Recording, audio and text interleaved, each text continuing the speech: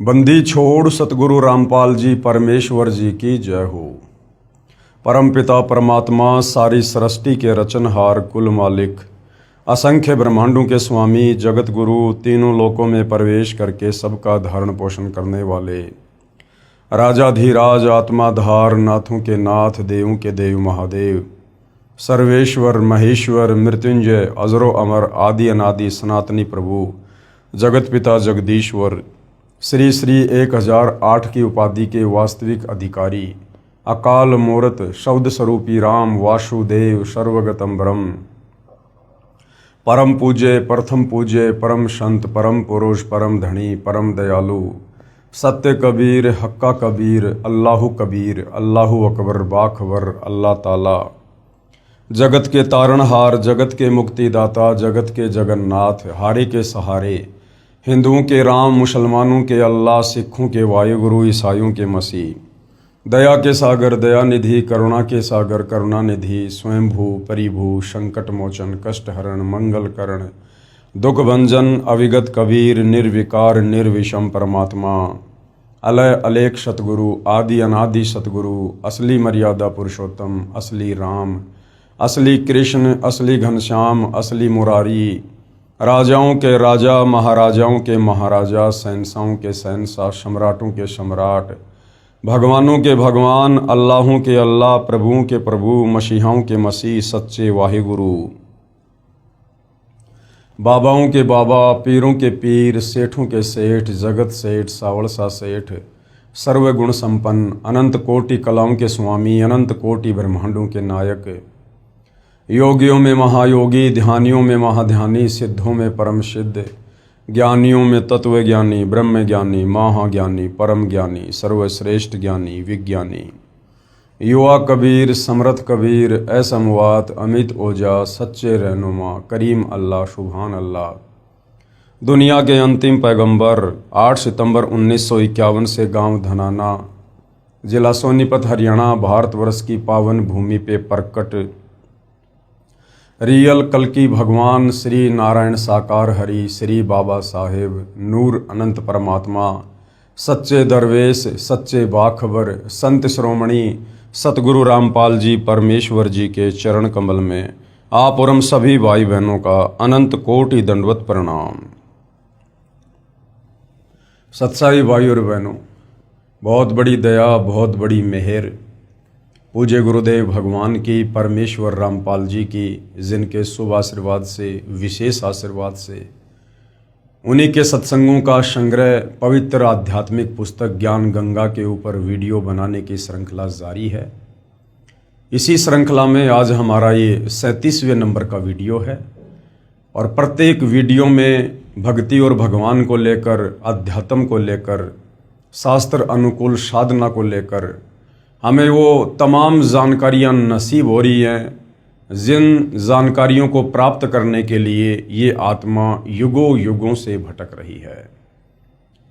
यानी सारी सृष्टि के रचयिता कबीर परमेश्वर जब तक इस धरती पर संत रूप में प्रकट नहीं होते हैं तब तक हमें सृष्टि रचना के विषय में शास्त्र अनुकूल साधना के विषय में इस काल के 21 ब्रह्मांड में कोई नहीं समझा पाता है, कोई नहीं बता पाता है, क्योंकि गीता का ज्ञान देते समय ये काल ब्रह्म श्री कृष्ण जी के शरीर में प्रवेश करके अर्जुन को खुद कह रहा है कि अर्जुन इस संसार रूपी वृक्ष की यानी पूरी सृष्टि रचना की व्याख्या मैं भी विचार काल में यहाँ तेरे को नहीं बता सकता, क्योंकि मुझे भी इसके आदि और अंत का ज्ञान नहीं है।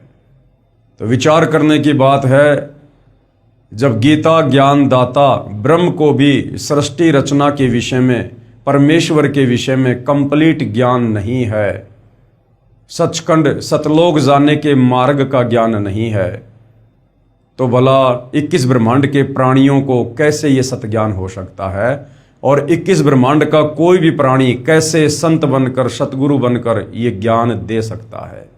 इसलिए अपने द्वारा रची सृष्टि का यथार्थ ज्ञान ज्यों का त्यों देने के लिए कबीर परमेश्वर परम अक्षर ब्रह्म सत्य पुरुष स्वयं ही इस पृथ्वी पर मानव शरीर में एक लीला करते हुए तत्वदर्शी संत की भूमिका करते हुए इस ज्ञान को जन जन तक पहुंचाते हैं। और इसीलिए गीता ज्ञानदाता काल ब्रह्म ने गीता जी अध्याय 4 श्लोक नंबर 34 में स्पष्ट कहा है कि अर्जुन, उस परमेश्वर के विषय में कंप्लीट जानकारी तुझे कोई तत्वदर्शी संत ही देगा। यानी गीता ज्ञानदाता ने खुद अपने हाथ खड़े कर दिए कि मुझे भी कंप्लीट ब्रह्मांडों की रचना का ज्ञान नहीं है, मुझे भी परमेश्वर के विषय में कंप्लीट ज्ञान नहीं है। ऑप्शन दे दिया कि तू किसी तत्वदर्शी संत की खोज कर। अर्थात गीता जी में परमात्मा प्राप्ति का पूर्ण मार्ग नहीं है, वेदों में परमात्मा प्राप्ति का पूर्ण मार्ग नहीं है, क्योंकि चारों वेदों का सार ही गीता है और गीता ज्ञान देने वाला तत्वदर्शी संत की ओर इशारा कर रहा है। तो भाइयों और बहनों, आज इस भारत देश की पवित्र भूमि पर 8 सितंबर 1951 को प्रकट होकर सन 1994 से अपने यथार्थ 13वें कबीर पंथ को शुरू करके सतगुरु रामपाल जी परमेश्वर जी ने जो यथार्थ सृष्टि रचना का ज्ञान दिया है, जो उन्होंने कंप्लीट शास्त्र अनुकूल भक्ति साधना का ज्ञान दिया है, तो भाई और बहनों, ये कॉमन सेंस की बात है कि फिर सतगुरु रामपाल जी कौन है। भले दिखाई आप और हमारी तरह एक मनुष्य हैं, भले एक मानव के रूप में दिखाई दे रहे हैं, परंतु ये स्वयं साक्षात परम ब्रह्म परमेश्वर कबीर देव है। और जो आध्यात्मिक पुस्तक ज्ञान गंगा इन्होंने रची है, ये सर्व धर्मों के सर्व पवित्र धर्मशास्त्रों के ज्ञान से प्रमाणित है। इस पवित्र पुस्तक ज्ञान गंगा के तत्व ज्ञान में, अमृत ज्ञान में सुई की नोक रखने जितनी भी कमी किसी भी धर्म का कोई भी धर्म गुरु निकालने में सक्षम नहीं है।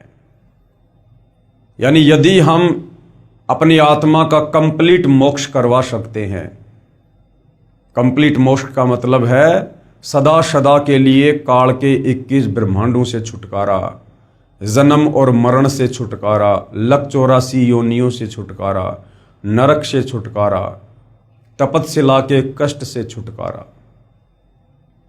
तो सिर्फ और सिर्फ सतगुरु रामपाल जी की शरण में आकर उनके द्वारा प्रदान की गई सतभक्ति को मर्यादा में रहकर करने से ही संभव है। तो भाई और बहनों, निसंदेह वर्तमान में परम पूज्य सतगुरु रामपाल जी नर रूप में साक्षात नारायण हैं और पहचान होगी उनके प्रवचन सुनने से, सत्संग सुनने से, उनके द्वारा लिखी गई पुस्तकों को पढ़ने से। क्योंकि जब तक हम किसी के बारे में पढ़ेंगे नहीं, जानेंगे नहीं, तब तक हम जाहिर सी बात है समझेंगे भी नहीं। तो ज्ञान से ही ज्ञान होता है।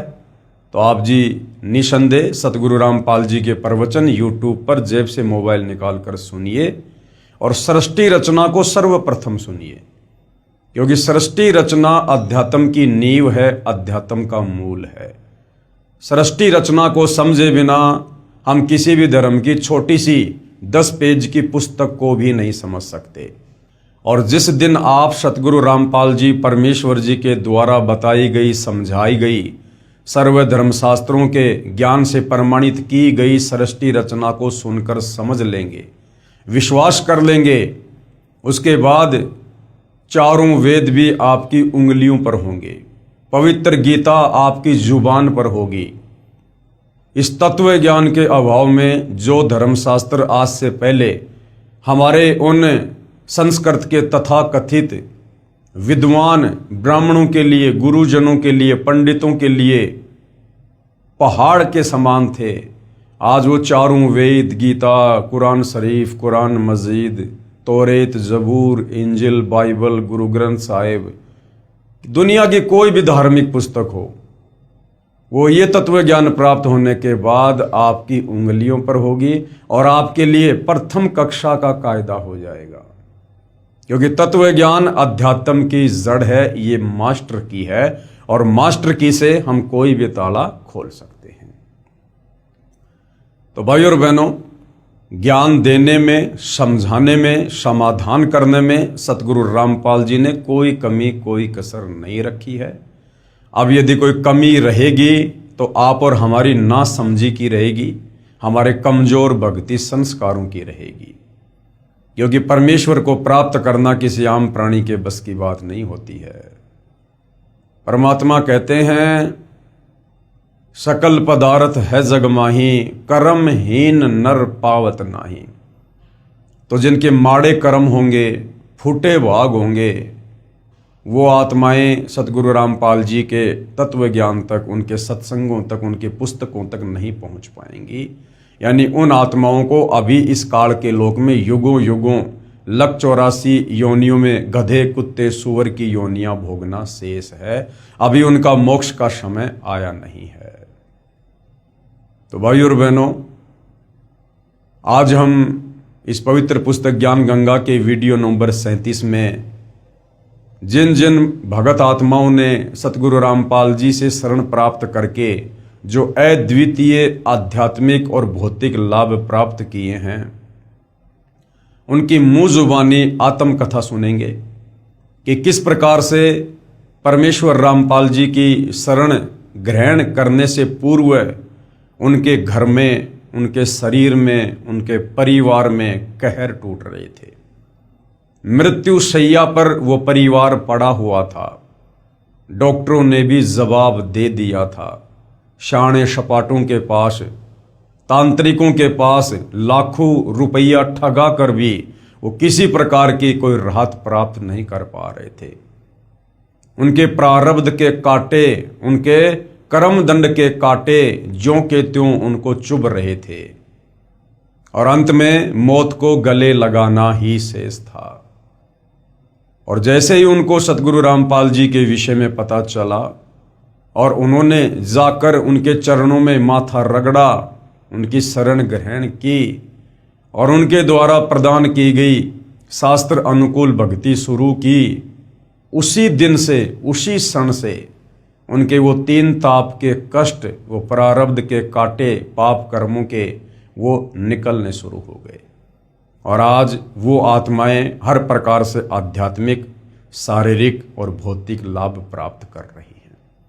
तो उनमें से कुछ और आत्माएं हैं जिन्होंने अपने साक्षात्कार दिए और अन्य समाज को बताने की दृष्टि से, जगाने की दृष्टि से कि भाई यदि आप भी मेरे की तरह दुखी हैं, परेशान हैं, पीड़ित हैं, तो आप एक बार सतगुरु रामपाल जी की शरण में आइए, उनके सत्संग सुनिए, उपदेश लेकर देखिएगा। कोई पैसा, कोई चार्ज नहीं लिया जाता है, निःशुल्क दीक्षा दी जाती है। और साथ में वो आत्मा ये भी संदेशा देना चाहती हैं कि यदि आप हमारी तरह दुखी नहीं हैं और वर्तमान में आप सांसारिक दृष्टि से सुखी हैं, तो ये मत भूलिएगा कि ये सुख यहां पर सदा रहेगा। आने वाले समय में, आपके भविष्य में, आपके प्रारब्ध में कितने कष्ट होंगे, कितने कांटे होंगे, आपको किन किन भयंकर परेशानियों का सामना करना पड़ सकता है, ये आपको नहीं पता होता है। इसलिए समय रहते सतगुरु रामपाल जी के ज्ञान को सुनकर, तत्व ज्ञान से परिचित होकर आप तुरंत उनकी शरण को स्वीकार कीजिए, अन्यथा ये काल का लोक है। अभी आप काल के भयंकर षड्यंत्र से परिचित नहीं हैं। आदरणीय नानक जी कहते हैं कि ना जाने काल की कर डारे और किस विद डल जा पाशावे, और जिना दे सरते मौत खुड़क दी उनानो केड़ा हंसावे। तो एक क्षण में ना जाने यहां क्या से क्या हो जाए, और आने वाले समय में तो निश्चित ऐसा ही होगा, क्योंकि हम युग परिवर्तन की दहलीज पर खड़े हैं। 2028 युग परिवर्तन का निर्धारित समय है और युग परिवर्तन प्रकृति का अटल नियम है। और जब जब धरती पर युग परिवर्तन होता है या हुआ है, बेतहाशा जन धन की हानि होती है और हुई है और आने वाले समय में भी होगी। तो उस दौर में स्वयं को और अपने परिवार को यदि आप सुरक्षित रखना चाहते हैं, तो आपने समय पूर्व सतगुरु रामपाल जी के ज्ञान को सुनकर उनकी शरण ग्रहण करनी पड़ेगी। दूसरा कोई विकल्प, कोई ऑप्शन नहीं है। और जितना लेट आओगे उतना ही पछताओगे, उतने ही रोओगे। लेट आने वाले की परमेश्वर के दरबार में लेट ही सुनवाई होती है। तो ये भाई बहन क्या कुछ अपनी आत्मकथा के माध्यम से समाज को समझाना चाहते हैं, सुनिएगा। पवित्र पुस्तक ज्ञान गंगा। भटके हुए भगत हनुमत दास को पुनः संभालना। सतगुरु रामपाल जी महाराज जी की असीम कृपा। मुझदास का नाम भगत हनुमत दास, निवासी ग्राम हिनोद, तहसील जैसी नगर, जिला सागर, मध्य प्रदेश है।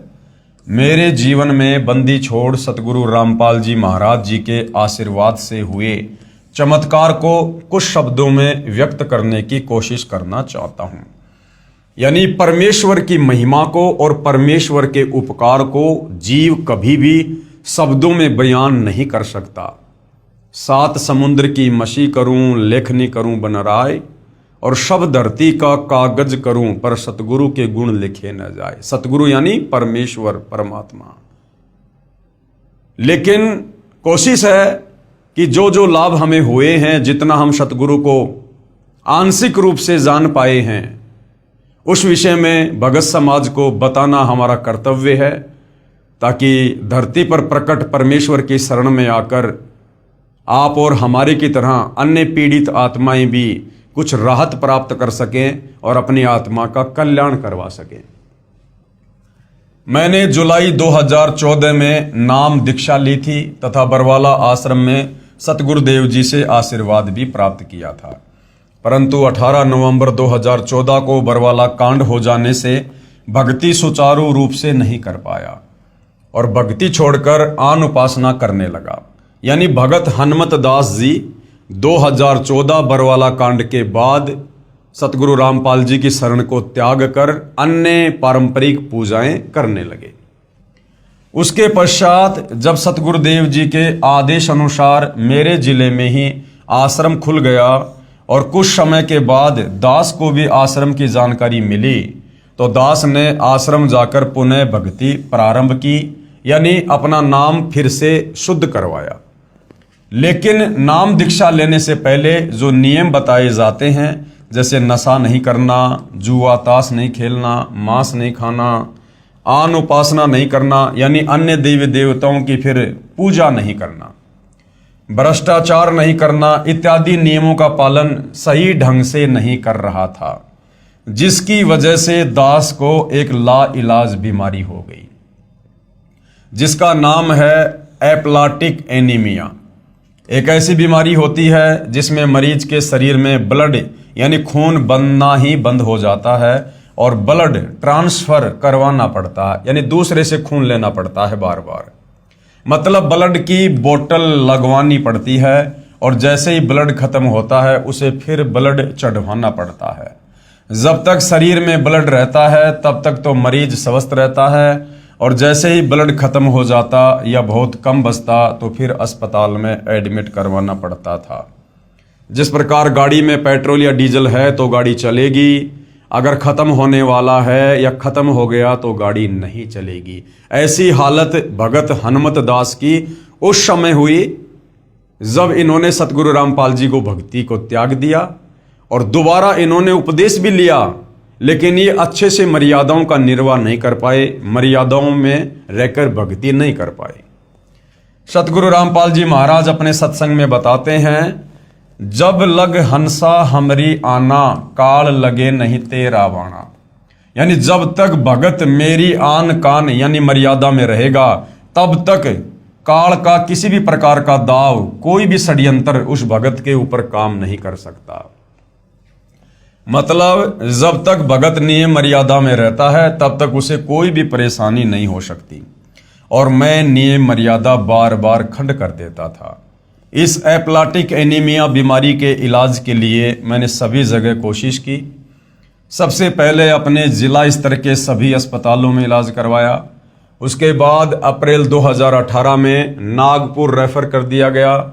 नागपुर CIHO अस्पताल में इलाज करवाया। इस अस्पताल में सभी प्रकार की जांच कराई और डॉक्टर अविनाश पोपली ने ब्लड कैंसर बोल दिया कि आपको ब्लड कैंसर है, जिसकी वजह से आपको खून का पानी बनने लगा है। उसके बाद हम लोग घर आ गए और 18 मई 2018 को फिर ब्लड कम हो जाने की वजह से नागपुर गए और इसी दिल बोन मेरो टेस्ट की रिपोर्ट आई, जिससे परमात्मा सतगुरु रामपाल जी महाराज की दया से ब्लड कैंसर नहीं आया। लेकिन डॉक्टर अविनाश पोपली की रिपोर्ट के आधार पर बता दिया कि आपको एप्लाटिक एनीमिया है, जिसकी वजह से आपको ब्लड बनना बंद हो गया है और इसका अस्थायी इलाज ब्लड चढ़वाना ही है। यानी जब तक ब्लड चढ़वाते रहोगे तब तक आप जीवित रहोगे और जब ब्लड चढ़वाना बंद कर दोगे तो फिर आप मर जाओगे। और स्थायी इलाज बोन मेरो ट्रांसप्लांट है, जिसके 80% चांस है कि ब्लड बनने लगे, नहीं तो जीवन भर ब्लड चढ़वाना पड़ेगा। और बोन मेरो ट्रांसप्लांट का खर्च भी बहुत ज़्यादा है, 19 लाख रुपए लगभग। फिर दास ने सतगुरु जी से अरदास लगाई फोन के माध्यम से और सतगुरु देव जी का आदेश आया, नाम शुद्धिकरण करवा लो और नियम मर्यादा अनुसार भक्ति करो, परमात्मा दया करेंगे। मालिक का आदेश आने के बाद धीरे धीरे करके दास को राहत मिलती गई। पहले मालिक की दया से समय पर ब्लड की आवश्यकता पूरी होती गई और फिर अप्रैल 2019 में दास को ब्लड लगवाने की जरूरत नहीं पड़ी और करीब 1 साल इस बीमारी से ग्रसित रहने के बाद आज दास स्वस्थ है और ब्लड भी लगवाने की आवश्यकता नहीं पड़ती है। इस बीमारी में दास का हीमोग्लोबिन 2 से 3 ग्राम बचता था और प्लेटलेट्स 2000 तक बचते थे। दास ने दिल्ली एम्स में भी इलाज करवाया, इंदौर में डॉक्टर AK त्रिवेदी के पास भी गया, जबलपुर, भोपाल, नागपुर और भी अनेक जगह दवाई करवाई, लेकिन कहीं से भी कोई आराम नहीं लगा। केवल परमात्मा सतगुरु रामपाल जी महाराज जी द्वारा बताई भक्ति से ही दास अब स्वस्थ है और बिना किसी दवाई के आज बिल्कुल स्वस्थ हूँ। बंदी छोड़ सतगुरु रामपाल जी भगवान की दया है। सतगुरु चरणों का तुच्छ दास भगत हनुमत दास, गांव हिनौद, जिला सागर, तहसील जैसी नगर, मध्य प्रदेश। देखो भाई और बहनों, अभी तक हम परमेश्वर जी के गुणों से अपरिचित थे, अभी तक हम शास्त्र अनुकूल साधना से दूर बैठे थे। अन्यथा परमात्मा के गुण तो ज्यों के त्यों हैं, परमात्मा बदल नहीं गया। आज भी धरती पर सतगुरु रामपाल जी के रूप में उनके नाम से वही परमात्मा है जो परमात्मा सतयुग में सतसुकृत ऋषि के नाम से आया था, त्रेता में मुनिंद्र ऋषि के नाम से आया था, जिन्होंने भगत प्रहलाद की खंबे से प्रकट होकर उसके पिता हिरण्यकश्यप से रक्षा की थी, जिन्होंने मीराबाई के जहर को अमृत में तब्दील कर दिया था, जिन्होंने भगत प्रहलाद को अग्नि से बचाया, महाभारत के युद्ध में टटेरी पक्षी के बच्चों को बचाया, ये वही परमात्मा है। परमात्मा में कोई परिवर्तन नहीं होता, उसके गुणों में कोई बदलाव नहीं होता।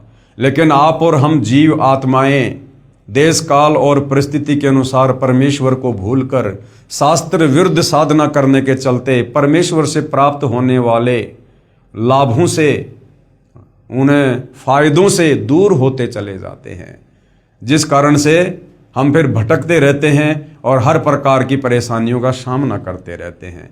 तो परमेश्वर तो भाई और बहनों मुर्दे को जिंदा करता है, मुर्दे को जिंदा, बिना किसी ऑपरेशन, बिना किसी हॉस्पिटल, बिना किसी सर्जरी के, क्योंकि ये परमेश्वर के गुणों में लिखा हुआ है। गुरु कृपा की महिमा। आगे एक और आत्मा है जिन्होंने सतगुरु रामपाल जी से उपदेश प्राप्त करने के बाद जो शारीरिक या भौतिक लाभ प्राप्त किए, तो किस प्रकार से उन्होंने अपनी आत्मकथा में बताया।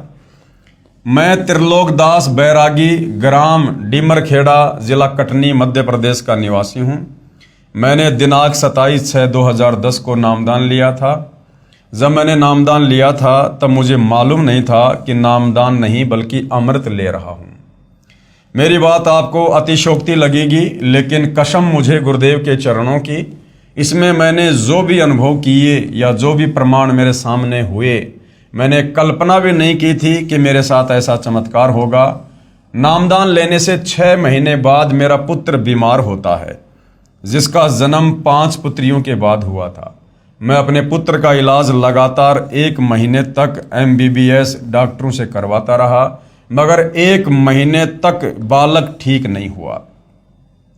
अचानक मेरे बालक ने एक दिन सुबह 9 बजे आंखें बंद कर ली, मतलब बेहोश हो गया।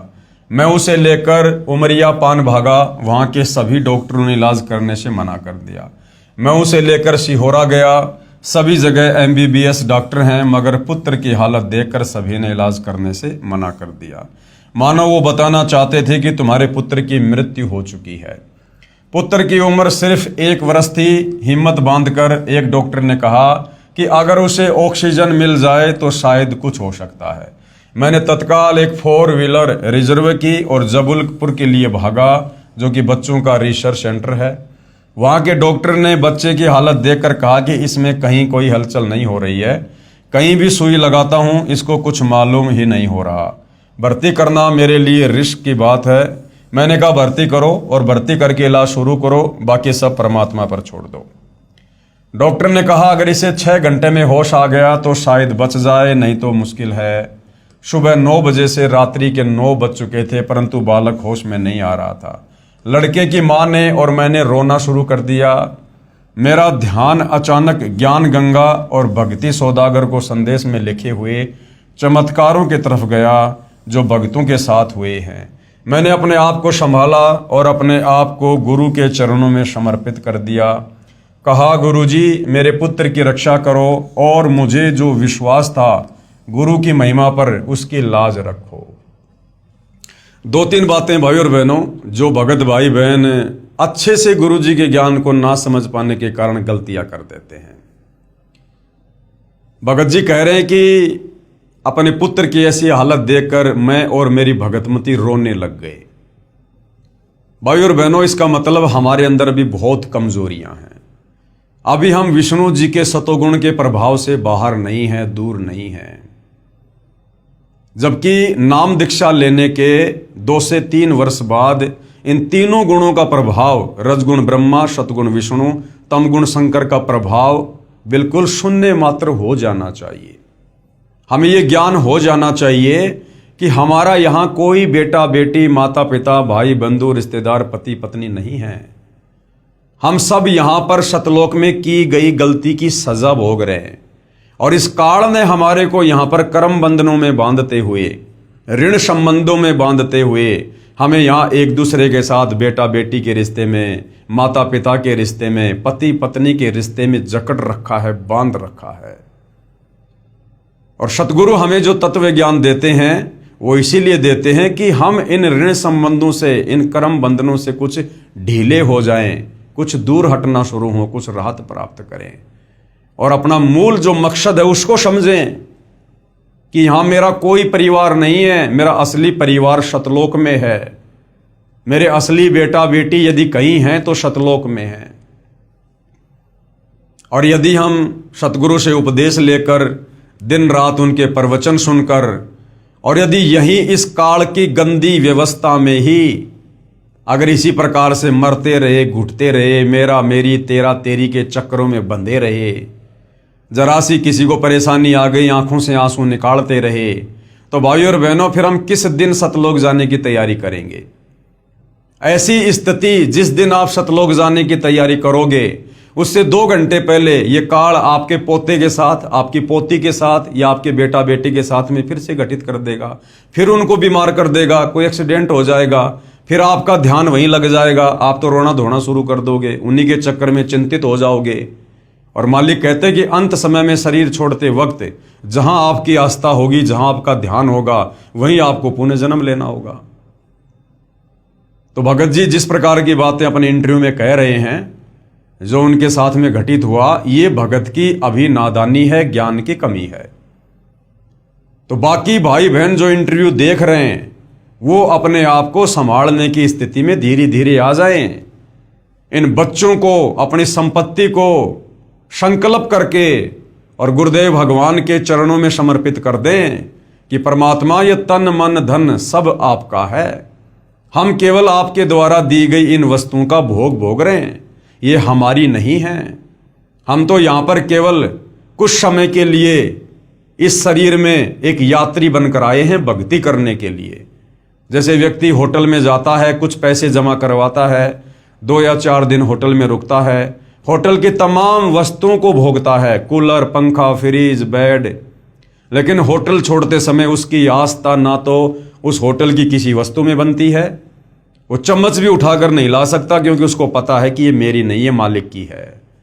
और ना होटल के वेटर, होटल के मालिक, होटल के स्टाफ में कोई रुचि बनती है। तो इसी प्रकार हमारा जो घर है वो एक होटल है, और जो भी सुविधा हमें प्राप्त हैं वो परमेश्वर के द्वारा दी गई हैं, और जो भी हमारे परिवार के सदस्य हैं वो होटल के स्टाफ मेंबर हैं। और जिस दिन ये जीव आत्मा शरीर छोड़कर जाएगी, यानी होटल छोड़कर जाएगी ये शरीर, उस दिन हमारी रुचि नहीं बननी चाहिए किसी भी वस्तु में। हमारा मूल मालिक, हमारा मूल घर सतलोक है। तो भाई और बहनों, यदि हम इस प्रकार की कमजोरियां भक्ति करते करते अगर इस प्रकार से दिखाते रहे तो अंत समय में हमारी बात बिगड़ सकती है, क्योंकि जब तक हम इस काल के लोक में रहेंगे, काल इस प्रकार के झटके मारता रहेगा, और सतगुरु भी इस प्रकार के झटकों से अपने भगत की परीक्षा लेता रहेगा। दूसरा, आगे फिर भगत जी ने कहा, मैंने अपने आप को संभाला और अपने आप को गुरु के चरणों में समर्पित कर दिया। यदि हम पहले से गुरु जी के चरणों में समर्पित होते, ज्ञान को आधार बनाकर भक्ति कर रहे होते, मर्यादा में होते, तो परमेश्वर उस परिवार पर जरा सी भी आपत्ति नहीं आने देते। इस भगत के बच्चे के साथ में इस प्रकार की घटना घटित नहीं हो सकती थी। अगर माता पिता अगर पूर्ण मर्यादा में है तो बच्चा यदि 3 साल से कम उम्र का है, और यदि माता या पिता ने नाम दीक्षा ले रखी है, और यदि पूर्ण मर्यादा में है, तो उनके बच्चों के ऊपर किसी प्रकार की कोई आपत्ति या परमात्मा नहीं आने देता। यह उनका वचन है। ऐसे बहुत सारे उदाहरण आपको संगत में देखने को मिलेंगे। तो भगत जी कहते हैं कि बाद में मैंने परमात्मा के चरणों में स्वयं को समर्पित किया और कहा, गुरुजी मेरे पुत्र की रक्षा करो, और मुझे जो विश्वास था गुरु की महिमा पर, उसकी लाज रखो। ये भी भगत की कमजोरी है। हमने कोई एग्रीमेंट नहीं कर रखा भगवान के साथ कि भगवान हमें सुख देगा, मेरे बेटे को ठीक रखेगा तो मैं भक्ति करूंगा। भक्ति स्वयं की आत्मा के कल्याण के लिए की जाती है, बेटा बेटी की अच्छी कामना के लिए नहीं की जाती है। बेटा बेटी के अपने संस्कार हैं, वो अलग आत्मा हैं। हम इस जन्म में भले ही माता पिता बेटा बेटी के संबंधों में हैं, क्या पता पिछले जन्म में वो बेटा बेटी आपके घोर शत्रु थे। गुरुदेव ने तो स्पष्ट कर रखा है कि हमारे घर में जो बेटा बेटी आते हैं वो कौन हैं, या तो पिछले जन्म में हम उनके दुश्मन थे, या वो हमारे दुश्मन थे जो इस जन्म में अपना लेन देन पूरा करने के लिए आए हैं। तो पिछले जन्मों में तो हम उनसे इतना द्वेष करते थे, इतनी दुश्मनी थी हमारी, एक दूसरे की शक्ल देखना भी हम पसंद नहीं करते थे, और इस जन्म में वो बेटा बेटी बन के आ गए, और काल ने विष्णु के शतोगुण से हमें आपस में बांध दिया मोह ममता में। अब हम उनके बिना रह नहीं सकते, जी नहीं सकते। तो तत्व ज्ञान देकर सतगुरु हमें यही तो षड्यंत्र समझाने आते हैं कि तुम ये गलती मत करो कि ये मेरा बेटा है, ये मेरी बेटी है। कब किसका जीवन शेष है, कब किसका जीवन अंत होगा, ये परमात्मा ने निर्धारित कर रखा है। और परमेश्वर की उस लेखनी में किसी भी प्रकार की हेराफेरी करना या उसमें कोई छेड़छाड़ करना, यह परमेश्वर के विधान के विपरीत है, भगत दोषी बनता है। हमने केवल उतना ही करना है जितना गुरुदेव ने हमें बता दिया। भाई ये मर्यादा है, ये भक्ति है, और आपने इस प्रकार से भक्ति मार्ग पर चलना है। बाकी काम उस परमेश्वर का है। फिर वो किसको बचाएगा, किसको मारेगा, अच्छा होगा या बुरा होगा। अगर हम मर्यादा में हैं, भक्ति कर रहे हैं, तो हमारी बुराई में भी हमारी अच्छाई है, भले वो 10 साल बाद हमें जाकर पता चले। तो यहां पर यह कहना कि गुरुजी आप मेरे विश्वास को बना के रखो, मैंने आपके ऊपर जो विश्वास किया उसकी लाज रखो, यह भी भगत की कमजोरी है। अंतर्यामी को बताने की जरूरत नहीं पड़ती है। हम रोज संध्या आरती में कहते हैं, अंतर्यामी एक तुम आत्म के आधार, जो तुम छोड़ो हाथ तो मोह कौन उतार पार। तो गुरु तो अंतर्यामी है, और अंतर्यामी को इस प्रकार से चिल्ला चिल्ला के बोलना, ये भगत की कमजोरी है, अभी तत्व ज्ञानहीनता है। तो भाई और बहनों, जब तक हम इन मिट्टी के पुतलों को, अपने इन तथा कथित बेटा बेटियों को अपना बेटा बेटी समझना नहीं छोड़ेंगे, तब तक हम कभी भी परमेश्वर के सतलोक जानने योग्य नहीं बनेंगे। हमें इस तत्व ज्ञान से समझ में आ जाना चाहिए, मेरा कोई बेटा बेटी नहीं है। हम सब उस कबीर परमेश्वर सतगुरु रामपाल जी के बेटा बेटी हैं, और जो चिंता उस परमेश्वर को अपनी आत्मा की हो सकती है, आप और हम शरीर वालों को कभी नहीं हो सकती। अगर हो भी रही है तो हम कर क्या सकते हैं? कुछ नहीं कर सकते। परमेश्वर तो सतलोक में बैठकर भी हमें बचा लेगा। हम घर से 10 कदम दूर बाहर बच्चे का एक्सीडेंट हो जाए, माता पिता नहीं बचा सकते। तो हम भी परमेश्वर के चरणों में समर्पित रहें और अपने बच्चों को भी परमात्मा के चरणों में लगा दें और फिर मर्यादा में रहकर भक्ति करें। उसके बाद जो भी अच्छा बुरा लाभ हानि होगी वो हमारे भले में होगी। फिर हमने किसी प्रकार की कोई भी शंका या कोई भी विशेष ऐसी डिमांड या प्रार्थना सतगुरुदेव भगवान से नहीं करनी है, सिवाय भक्ति और मर्यादा के। तो ये भी हम भाई बहनों ने थोड़ा सा ध्यान रखना है। मैंने अपने आप को संभाला और अपने आप को गुरु के चरणों में समर्पित कर दिया। कहा, गुरु जी मेरे पुत्र की रक्षा करो और मुझे जो विश्वास था गुरु की महिमा पर, उसकी लाज रखो। लगभग 12 बजे जब डॉक्टर राउंड पर आया तो कहता है कि बच्चे की हालत में क्या सुधार है। मैंने कहा, जैसा सुबह था वैसा अभी भी है। डॉक्टर ने इंजेक्शन मंगाया और बालक की जांघ पर लगाया। इंजेक्शन लगते ही बालक रोने लगा जैसे वो खुद इंजेक्शन गुरु जी ने लगाया हो। पूरे हाल में खुशी की लहर दौड़ गई। डॉक्टर ने मेरे सिर पर हाथ रखकर कहा, अब तुम्हारा बालक होश में आ गया है। ऐसे मर्ज वाले बालक बहुत कम होश में आते हैं। विचारणीय बात यह है कि इंजेक्शन का असर तो 10 या 20 मिनट के बाद होता है। लड़का इंजेक्शन की सुई के दर्द से ही रो उठा। इससे स्पष्ट है कि यह सर्व कमाल परमेश्वर कबीर जी का है। कौन परमेश्वर कबीर? सतगुरु रामपाल जी। हालांकि जो भगत हैं वो परमेश्वर कबीर मान रहे हैं एक दाढ़ी मूंछ वाली कबीर जी की समझे जाने वाली फोटो को। इसीलिए भाई और बहनों, सतगुरु रामपाल जी का पूरा आशीर्वाद भगत तक समय पर नहीं पहुंच पाता है, क्योंकि हमारी आस्था हमारे गुरुदेव में एज ए गॉड ना होकर, एज ए भगवान ना होकर, उस तथा कथित कबीर जी की समझे जाने वाली दाढ़ी मूंछ वाली फोटो पर टिकी होती है, जिस कारण से परमेश्वर का आशीर्वाद हमारे पास उतना नहीं पहुंच पाता जितना पहुंचना चाहिए। वरना सतगुरु रामपाल जी तो सेकंड के 100वें हिस्से में अपने भगत की मदद के लिए पहुंच जाते हैं। सतगुरु शरण में आने से आई टले बला, जय भाग्य में मृत्यु हो कांटे में टल जा। जबकि इनके बेटे की तो मृत्यु हो चुकी थी, इनके बेटे की सजा कांटे में कहां टली? नहीं, इनके बच्चे की तो मृत्यु हो चुकी थी। परमेश्वर की वाणी कह रही है, सतगुरु शरण में आने से आई टले बला, यानी जो समस्या आनी है वो भाग जाएगी। लेकिन इनके तो बच्चे की मृत्यु हो चुकी थी। ये तो सतगुरु रामपाल जी ने इस भगत परिवार को भक्ति पर लगाए रखने के लिए अपनी तरफ से उस बच्चे के, उस आत्मा के शरीर में सांस डाली है। अन्यथा इन भगत की मर्यादाओं से वो बच्चा जीवित नहीं हुआ। इस भगत परिवार की भक्ति से बच्चा जीवित नहीं हुआ।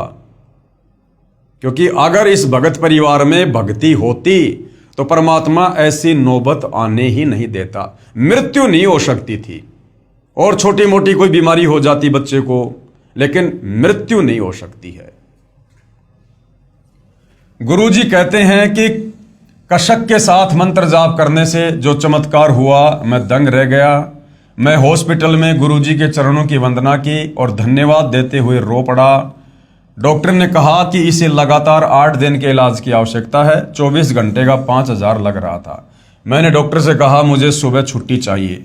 डॉक्टर ने कहा इसे अगर आप घर ले गए तो ये बालक मर सकता है, क्योंकि अभी होश में आया है। मैंने कहा जो होगा देखा जाएगा, अब मुझे छुट्टी चाहिए। आज बालक को 6 माह से ऊपर हो गए, उसे बुखार भी नहीं आ रहा है।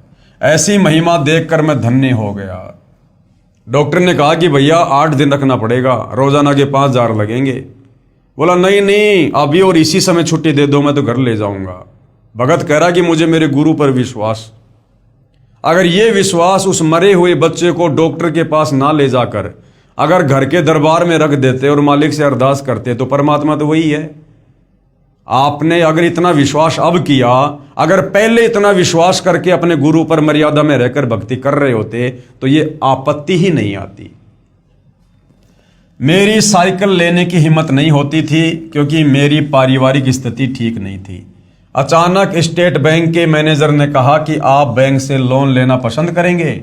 मैंने कहा अगर मिल जाए तो इससे बढ़ के क्या, मेरी पारिवारिक स्थिति सुधर जाएगी।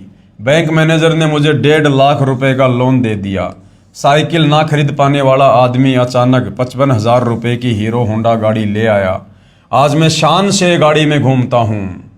भक्तों ने इस प्रकार के शब्दों का प्रयोग नहीं करना चाहिए कि मैं शान से गाड़ी पर घूमता हूं। काहे की शान है यहां पर? कल को गाड़ी एक्सीडेंट हो जाए, मर जाए आदमी बैठा बैठा, काहे की शान?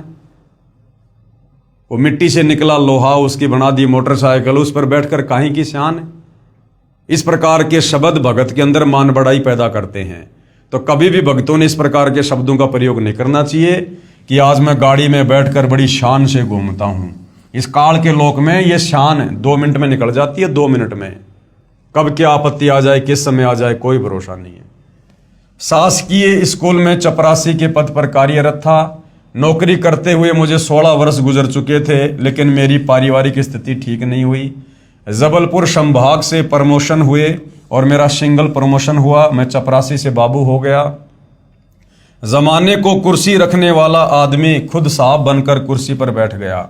ये भी भगत की गलती है कि मैं साहब बन गया। अरे साहब तो एक ही है, सतगुरु रामपाल जी। परमात्मा के अलावा किसी भगत ने यदि स्वयं को साहब कह दिया, जैसे ये भाई साहब कह रहे हैं कि मैं साहब बनकर कुर्सी पर बैठ गया, ये साहब शब्द ये काल के जाल में ले जाने वाला है। साहब तो एक ही है, परमात्मा सतगुरु रामपाल जी। जमाने को कुर्सी रखने वाला आदमी खुद साहब बनकर कुर्सी पर बैठ गया। मेरा वेतन इतना हो गया जितना मैंने सोचा नहीं था। मेरा छोटा भाई बीएड का आसरा छोड़कर मायूस हो गया था। एक दिन अचानक उसके पास काउंसलिंग लेटर आया। उसे विश्वास ही नहीं हुआ, क्योंकि उसे 29 अंक मिले हुए थे और बीएड करने के लिए 33 अंक से ऊपर चाहिए, लेकिन इस बार 28 अंक वालों को ले लिया गया, जिस कारण से 29 अंक होने की वजह से उसे मौका मिल गया और आज वो बीएड कर रहा है। ये 4 चमत्कार ऐसे हुए जिनके बारे में मैंने कभी सोचा नहीं था, मगर रामायण में लिखी मुझे वो बात याद आ गई कि माता पिता गुरु की वाणी बिना विचार करो शुभ जानी। ये सभी चमत्कार 1 वर्ष के भीतर हुए हैं। प्रमाण के लिए भारत हॉस्पिटल सेंटर के सभी डॉक्यूमेंट्स, गाड़ी के सभी कागजात, प्रमोशन का आदेश, बीएड का काउंसलिंग लेटर। अरे भैया, इनसे कुछ नहीं होना जाना। सबसे बड़ा चमत्कार उस दिन समझना जिस दिन इस काल के लोग से अपना टंटा समाप्त हो जाए, जन्म मरण के रोग से मुक्त हो जाएं। जिस दिन गुरुजी विमान में बैठाकर सतलोक छोड़ दें, उस दिन को सबसे बड़ा चमत्कारिक दिन बोलना। ये बाकी तो छोटे मोटे सुख हैं झूठे काल के, कुछ लेना देना नहीं है। और यहां जो एक बात भगत जी ने कही है भाई और बहनों, देखो ये भगत के अपने विचार हैं। किसी भगत के विचारों को सुनकर उनके ऊपर आंख बंद करके चलना ये गुरु मर्यादाओं के खिलाफ है। भगत कह रहा है कि मुझे रामायण की चौपाई याद आ गई कि माता पिता और गुरु की वाणी बिना विचार करो शुभ जानी। यानी माँ बाप और गुरु जी की वाणी पर, उनकी बातों पर बिना सोच विचार किए अमल करना चाहिए, बिल्कुल नहीं। गुरु की वाणी पर भी गुरु ने कहा है कि बुद्धि विवेक लगाना चाहिए। जैसे गुरु जी ने बताया कि एक संत ने एक समय अपने भक्तों को पहले तो ज्ञान दिया कि गुरु जी की आज्ञा की अवहेलना नहीं करनी चाहिए, घोर नरक में जाता है। तुरंत बाद गुरु जी ने कहा कि अपने पैर का जूता निकालो, मेरे सर में मारो। ये गुरु जी की वाणी थी, गुरु जी का आदेश था। तो क्या इस रामायण की चौपाई के अनुसार बिना सोचे समझे गुरु की उस वाणी का पालन करना चाहिए? अपने गुरु के सिर में जूते मारने चाहिए? नहीं। विशेष परिस्थिति में गुरु जी की वाणियां जो गुरु जी के ही ज्ञान के विपरीत हों, उनके ऊपर भगत ने विवेक लगाना चाहिए कि ये तेरी परीक्षा है। हाँ, बाकी जैसे गुरु ने भक्ति आदेश दे दिया, मर्यादा बता दी, उन बातों पर हमने आंख बंद करके ब्लाइंड फेथ करना है। और दूसरा, माता पिता। माता पिता कौन होते हैं भाई? वो भी आप और हमारे जैसे 2 कोटि के जीव हैं। और जीव तो कभी भी गलती कर सकता है। जीव की बुद्धि वो थोड़ी है जो परमेश्वर हमें जो समाधान देगा। तो माँ बाप की प्रत्येक बात पर आंख बंद करके विश्वास नहीं करना चाहिए। माता पिता की बातों पर सामाजिक दृष्टिकोण को देखते हुए हमने उसके बाद ही विचार करना चाहिए कि ये मेरे हित में है या नहीं है, माता पिता की बात मेरे भले में है या नहीं है। माता पिता अगर काल प्रेरित हैं और काल तुम्हें माता पिता के माध्यम से अपने षड्यंत्र में फांसना चाहता है, तुम कैसे भगत होने के बावजूद माता पिता की प्रत्येक बात को आंख बंद करके तुम वो कर लोगे? नहीं कर सकते। इस सतभक्ति मार्ग में नहीं कर सकते, सतगुरु रामपाल जी के भगत होकर नहीं कर सकते। माता पिता की या किसी भी की उन्हीं बातों पर हम विश्वास करेंगे जो बातें हमारे गुरुदेव के सत्संगों के अनुसार होंगी। और गुरु की बातें यदि गुरु जी के सत्संगों के अकॉर्डिंग हैं तो आंख बंद करके विश्वास करेंगे। और अगर गुरु की बातें, गुरु की वाणी गुरु जी के सत्संगों के विरुद्ध है हमारी परीक्षा के लिए, तो फिर हमने बुद्धि विवेक का इस्तेमाल करना चाहिए। तो बहुत सारी बातें हैं भाई और बहनों, हमने निष्कर्ष निकालते हुए आगे बढ़ना चाहिए।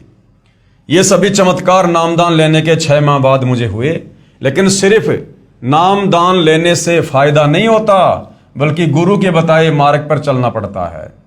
हरि रूठे गुरु ठोर है, हरि रूठे गुरु ठोर है। ये वाणी कुछ सही नहीं लिखी इन लोगों ने। ये वाणी लिखने में थोड़ी सी त्रुटि हो गई है ज्ञान गंगा पुस्तक में, लेखक के द्वारा, भगत के द्वारा। इसमें जो मेन वाणी है वो ये है कि हरि रूठे ठोर है और गुरु रूठे नहीं ठोर। यानी अगर भगवान रूठ जाए किसी बात पर तो कोई बड़ी बात नहीं है, हम गुरु जी की शरण में चले जाएंगे। और यदि गुरु जी रूठ गए भगत की किसी बात को लेकर, फिर वो हरि यानी भगवान भी कोई मदद नहीं कर सकता। गुरुदेव जी के चरणों में शिष्य के अनुभव सादर समर्पित हैं। भगत त्रिलोकदास बैरागी, साहा ग्रेड 3, साहा उच्च माध्यमिक विद्यालय मुरवारी, तहसील डीमरखेड़ा, जिला कटनी, मध्य प्रदेश। आगे भाई और बहनों एक और भगत है जिन्होंने अपनी आत्मकथा इस पवित्र पुस्तक ज्ञान गंगा में लिखवाई है। और ये जो भगत है ये गांव धनाना से है और सतगुरु रामपाल जी के ये सांसारिक परिवार से संबंध रखता है।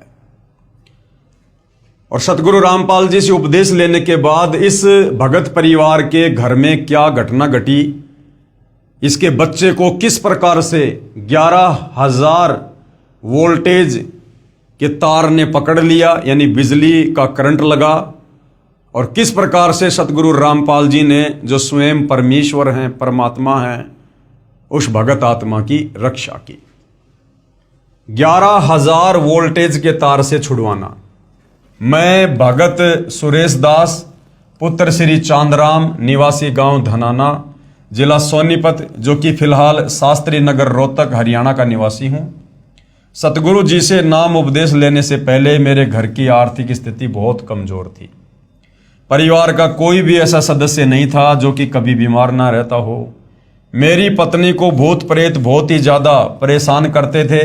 इतना कष्ट रहने के बावजूद हम देवी देवताओं की बहुत पूजा करते थे तथा मेरी हनुमान जी में बहुत ज्यादा आस्था थी। लेकिन घर में संकट पर संकट आते जा रहे थे, किसी भी काम में बरकत नहीं हो रही थी। पूर्ण परमात्मा सतगुरु रामपाल जी महाराज जी मेरे परिवार के होने के कारण हम उनको पूर्ण परमात्मा नहीं मान पाए। ये सतगुरु रामपाल जी के सांसारिक दृष्टि से चाचा जी का लड़का है सुरेश दास। तो कह रहा कि भगवान हमारे घर में आए हुए पूर्ण परमात्मा, लेकिन हम उनको पहचान नहीं पाए, जिसका खामियाजा हमें कई वर्षों तक झेलना पड़ा।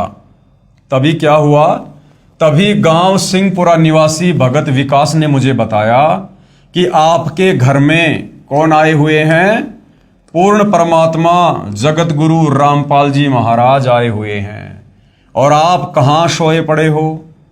तो मैंने कहा कि काल ने हमें कष्ट ही इतना दे रखा है कि हमें वहां के बारे में जानने का टाइम ही नहीं मिला।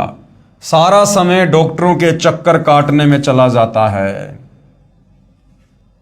सकल पदार्थ है जग माही, भाग बिना नर पावत नाही।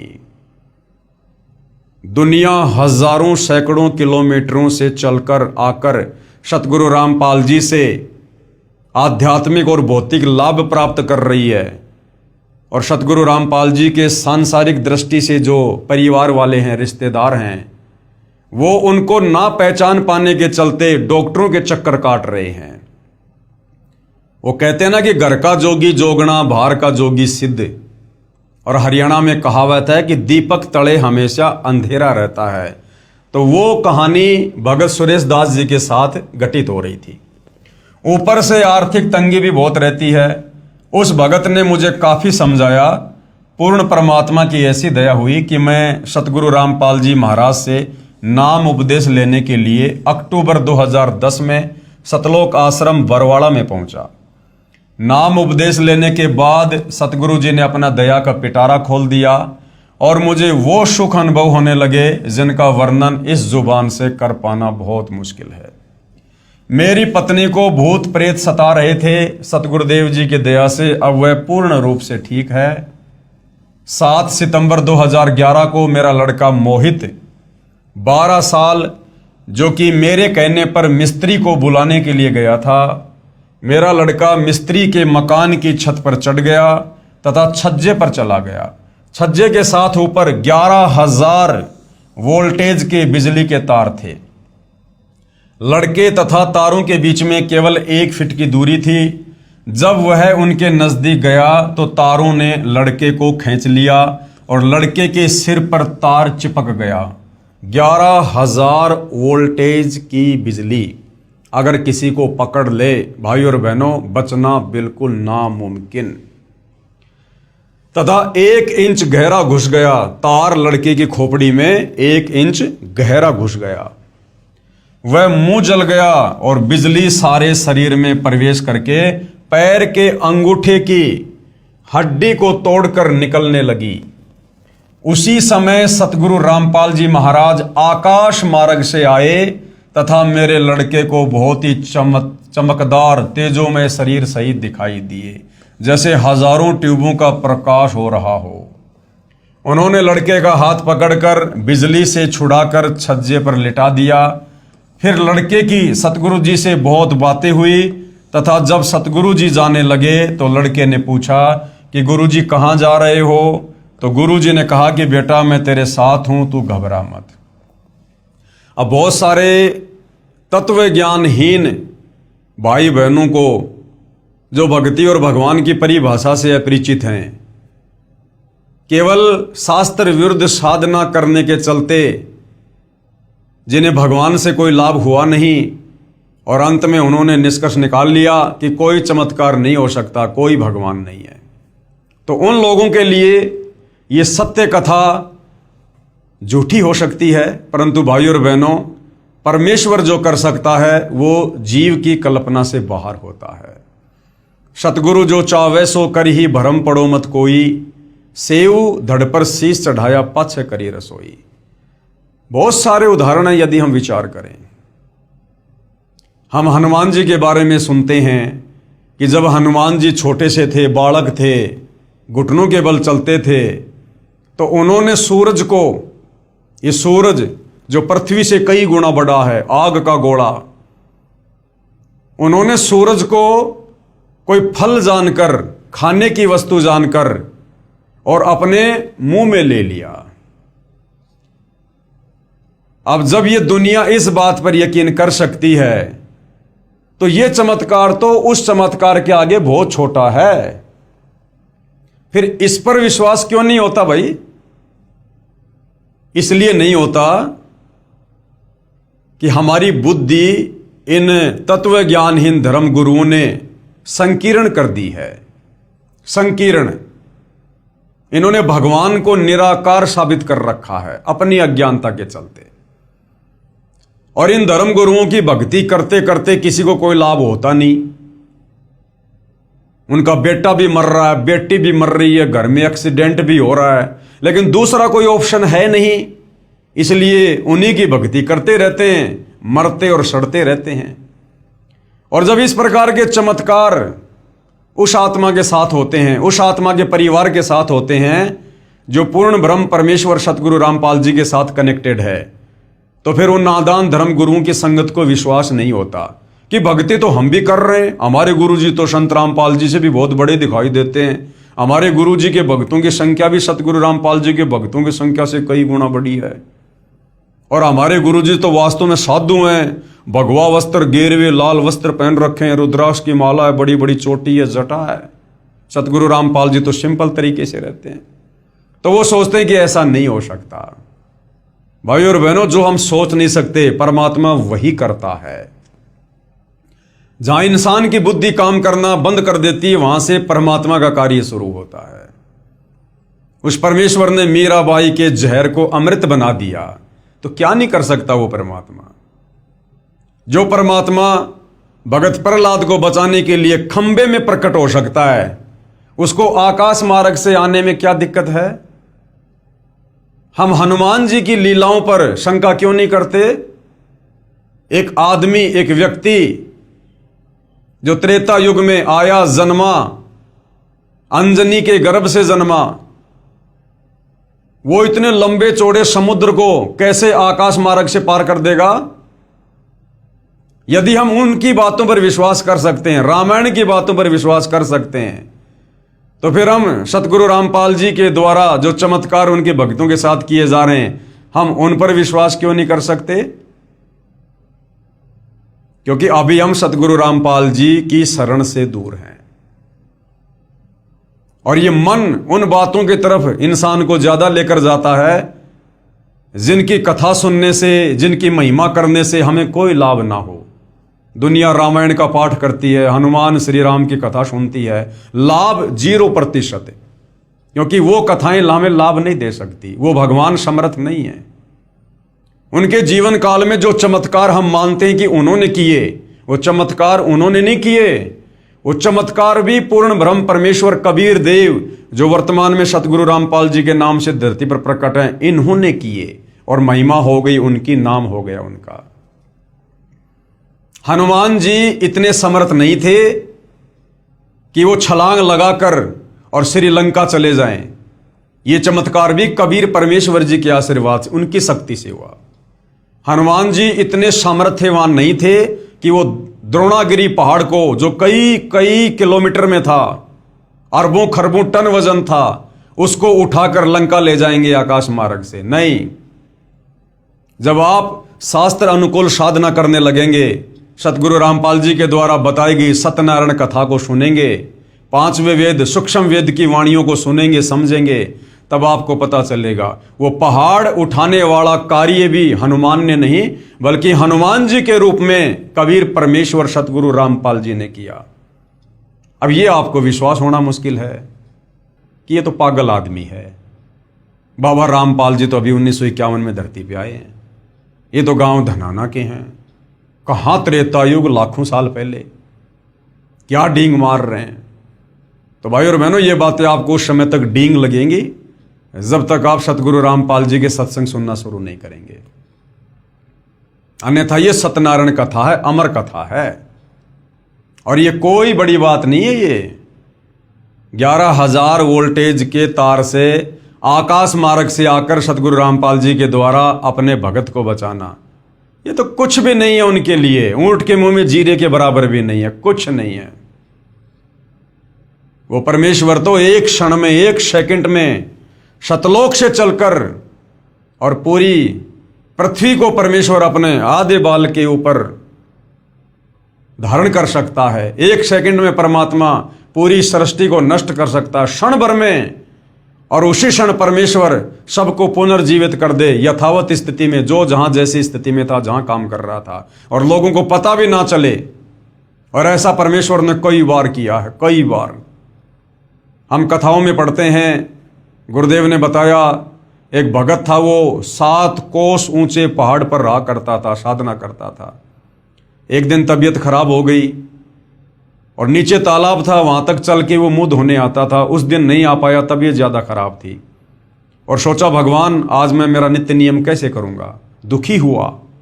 परमेश्वर ने पूरी पृथ्वी पर इतनी भयंकर बारिश की, पूरी पृथ्वी डूब गई। 7 कोस ऊंचे पहाड़ पर पानी चढ़ा। उस भगत ने मुंह धोया, फिर चारों तरफ देखा, हे भगवान, मेरे लिए पूरा संसार डुबो दिया, पूरी सृष्टि नष्ट हो गई, ये पाप कहां लेकर जाऊंगा। रो रो कर भगवान से प्रार्थना की। उसी समय परमात्मा ने क्षण भर में सृष्टि एज इट इज ऐसे कैसे कर दी। जो खेत में काम कर रहा है वो खेत में कर रहा है, जो कंप्यूटर पर काम कर रहा है वो कंप्यूटर चला रहा है, उसको पता ही नहीं क्या हो गया था। तो भाई और बहनों, अभी हम परमेश्वर की महिमा से, उसके गुणों से, उनके सत कथाओं से दूर हैं, क्योंकि ये नादान धर्मगुरु हमें केवल दंत कथाओं पर टिकाए हुए थे, और हमने उन दंत कथाओं को सत्य कथा मानकर जीवन में धारण किया हुआ था, जिसे ना तो कोई लाभ हो पा रहा था, ना हमारे विचारों में कोई बदलाव आ पा रहा था। जो के त्यों सारे उल्टे कर्म करते थे हम। चोरी, जारी, नशाखोरी, मांसाहार, गंदी नज़र, काला बाजारी, रिश्वतखोरी, मिलावट और अपने आप को सुप्रीम भगत भी समझा करते थे। लगा के लंबा सा टीका, सुबह बजा के घंटा मंदिर में अपने काम पे जाते थे, वहाँ दुनिया के चालान रिश्वत ले लेके काटा करते थे और अपने आप को भगत भी कहा करते थे। तो भाई और बहनों, वास्तव में भगत क्या है, भक्ति क्या है, ये तो अब सतगुरु रामपाल जी की शरण में आने के बाद पता चलता है। तो ये कोई बड़ी बात नहीं है। ऐसे ऐसे चमत्कार तो सतगुरु रामपाल जी ने अपनी संगत में हजारों के साथ कर रखे हैं, हजारों के साथ।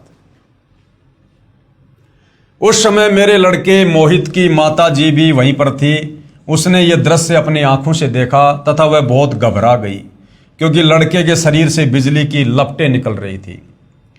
उसके बाद हम लड़के को पीजीआई रोहतक हॉस्पिटल में लेकर गए। वहाँ पर भी लड़के को गुरुजी दिखाई दिए। वह मेरे लड़के ने कहा कि गुरुजी मेरे साथ हैं, आप घबराओ मत। यदि आज हम गुरुजी की शरण में नहीं होते तो हमारा लड़का आज जिंदा नहीं होता, तथा मेरी पत्नी को भी प्रेत मार डालते।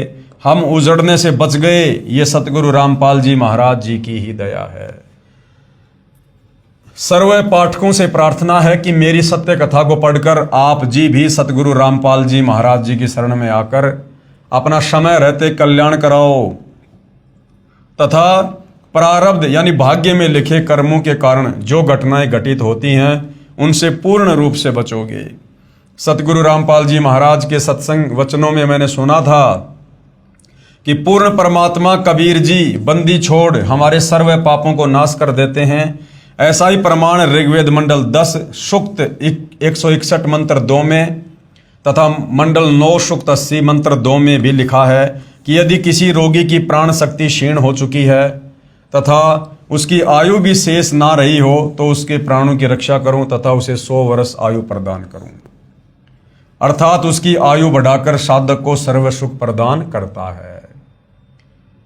अब भाइयों और बहनों, दास ने 2-3 बार इसी पुस्तक में इसी बात को ये कहते हुए कि वे परमात्मा अपने भगत की आयु बढ़ा देता है, 100 वर्ष की उम्र प्रदान करता है, तो दास ने जो है ऋग्वेद की जगह यजुर्वेद बोल दिया।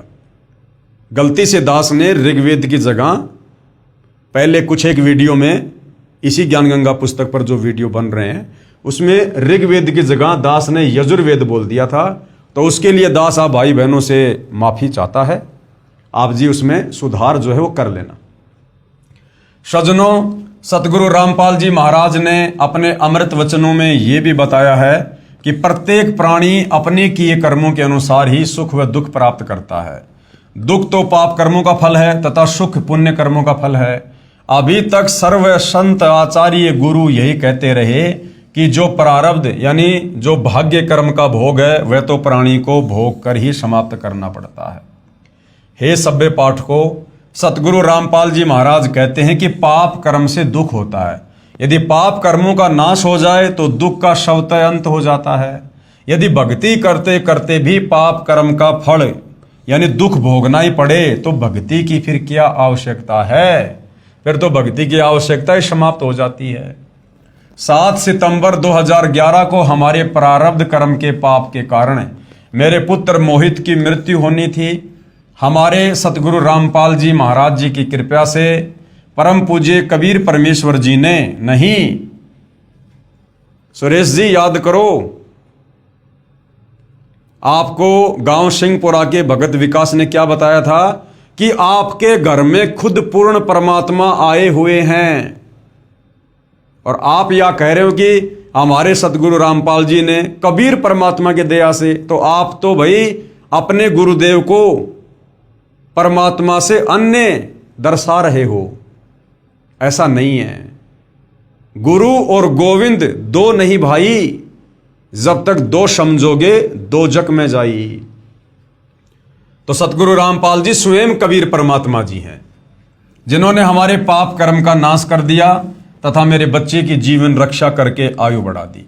यदि 7 सितंबर 2011 को प्रारब्ध कर्म के फलस्वरूप मेरा बेटा मर जाता तो हम सभी परिवार के सदस्य भक्ति त्याग देते तथा नास्तिक हो जाते, क्योंकि हमें उस समय परमात्मा का पूर्ण ज्ञान नहीं था। अब भगवान पर अत्यधिक विश्वास हो गया है। ये भी विश्वास हो गया है कि परम पूज्य कबीर जी ही परमेश्वर हैं, सतगुरु रामपाल जी ही परमेश्वर हैं और उन्हीं का नाम कबीर है। ये पाप नाशक तथा सर्व सुखदायक व पूर्ण मोक्षदायक हैं तथा सतगुरु रामपाल जी महाराज उन्हीं के भेजे हुए उनके अवतार हैं। नहीं, ये भी अभी आधी अधूरी सोच है। भगत कह रहे हैं कि अब मुझे पूरा ज्ञान हो गया, वरना उस समय मुझे ज्ञान नहीं था, मैं भक्ति छोड़ देता। अब मुझे ज्ञान हो गया, विश्वास हो गया। अब यदि ज्ञान हो गया तो आप सतगुरु रामपाल जी को और कबीर जी को अलग अलग क्यों समझ रहे हैं?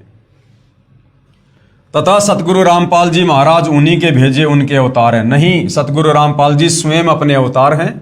ये स्वयं धरती पर अवतरित होते हैं। ये किसी कबीर के अवतार नहीं हैं, क्योंकि कबीर कभी किसी अवतार को सतलोक से धरती पर नहीं भेजता है। कबीर समर्थ है, वो स्वयं ही अवतार धारण करके पृथ्वी पर मनुष्य रूप में तत्वदर्शी संत की लीला करता है। अतः आप जी से पुनः प्रार्थना है कि अविलंब सतलोक आश्रम बरवाला में पहुंचें तथा उपदेश लेकर कल्याण कराएं। आप जी से प्रार्थना करने का मेरा उद्देश्य यह है कि मेरे जैसे दुखिया बहुत हैं, मेरी उपरोक्त आत्मकथा को पढ़कर विचार करके वे भी मेरे की तरह संकटों का निवारण करा सकेंगे तथा सुखी हो सकेंगे। ये संसार समझदा नाही, कहंदा शाम दोपहरे नू, गरीब दास ये वक्त जात है, फिर रोगे इस पैरे नू। प्रार्थी हैं भगत सुरेश दास पुत्र श्री चांदराम, शास्त्री नगर, हिसार बाईपास, रोहतक। ये इनके मोबाइल नंबर हैं। अगर किसी को किसी प्रकार की कोई शंका है तो इनसे संपर्क किया जा सकता है। सत कबीर साहिब जी की दया, बंदी छोड़ सतगुरु रामपाल जी महाराज जी की जय। यजुर्वेद अध्याय 8 मंत्र 13 में प्रमाण है कि पूर्ण परमात्मा पापी से भी पापी व्यक्तियों के भी संपूर्ण पापों का नाश करके भयंकर रोगों से भी मुक्त कर देते हैं, जिसका मैं जीता जागता उदाहरण हूं। अब भाई और बहनों, ये जो आत्मकथा है, ये एक भगत हैं श्री केशवदास मैनाली। इनकी आत्मकथा को क्या कुछ इन्होंने लिखा है, क्या कुछ भगत समाज को बताया है, क्या कुछ कष्ट और परेशानियां इस परिवार के ऊपर थी, इस भगत के ऊपर थी, और किस प्रकार सतगुरु रामपाल जी की शरण में आने के बाद ये इन तमाम प्रकार के कष्टों से मुक्त हुए। फिर उन्होंने अपनी आत्मकथा इस पवित्र पुस्तक ज्ञान गंगा में लिखवाई। इस पर भाई और बहनों हम नेक्स्ट वीडियो में जिक्र करेंगे। और आप जो भाई बहन इस पवित्र पुस्तक ज्ञान गंगा के ऊपर बन रहे वीडियो देख रहे हैं और अभी तक आप सतगुरु रामपाल जी की शरण में नहीं हैं, तो आप जी से प्रार्थना करेंगे कि आप जी अति शीघ्र सतगुरु रामपाल जी के ज्ञान को समझकर अपनी आत्मा के कल्याणार्थ हेतु उनसे उपदेश प्राप्त करें। उपदेश प्राप्त करने के लिए वर्तमान में आप जी सतलोक आश्रम धनाना जा सकते हैं, जहां पर सतगुरु रामपाल जी स्वयं विराजमान हैं। मैं मई 2026 की बात कर रहा हूं। आगे वे कहां विराजमान होंगे इसके विषय में अभी कुछ नहीं कह सकता। संपर्क कैसे करें, उसके लिए आप जी गूगल पर सतलोक आश्रम धनाना के मोबाइल नंबर सर्च कर सकते हैं। साथ में वेबसाइट है www.jagatgururampalji.org। आप इस वेबसाइट पर जाकर भी जहाँ जहाँ नामदान की जो प्रक्रिया है जारी है, कहाँ से आप नाम दीक्षा प्राप्त कर सकते हैं, आप संपर्क करके जानकारी ले सकते हैं। तो भाई और बहनों, अविलंब सतगुरु रामपाल जी के चरणों में आइए, अपने आप को समर्पित कीजिए और जैसा पूज्य गुरुदेव भगवान हमें भक्ति के लिए निर्देशित करें वैसे आप जी भक्ति कीजिए, क्योंकि आने वाला समय 2028 युग परिवर्तन का निर्धारित समय है। जितना लेट आओगे उतना ज़्यादा पछताओगे। ये समय सदा ऐसा नहीं रहेगा जैसा वर्तमान में आप जी समझ रहे होंगे। तो भाई और बहनों, आज के इस एपिसोड में केवल इतना ही। कल फिर परमेश्वर की सेवा में हाजिर होंगे। तब तक गुरुदेव भगवान हम सबको आज्ञा दें, आशीर्वाद दें, सद्बुद्धि दें, हमारा मार्गदर्शन करें। बंदी छोड़ सतगुरु रामपाल जी परमेश्वर जी की जय हो।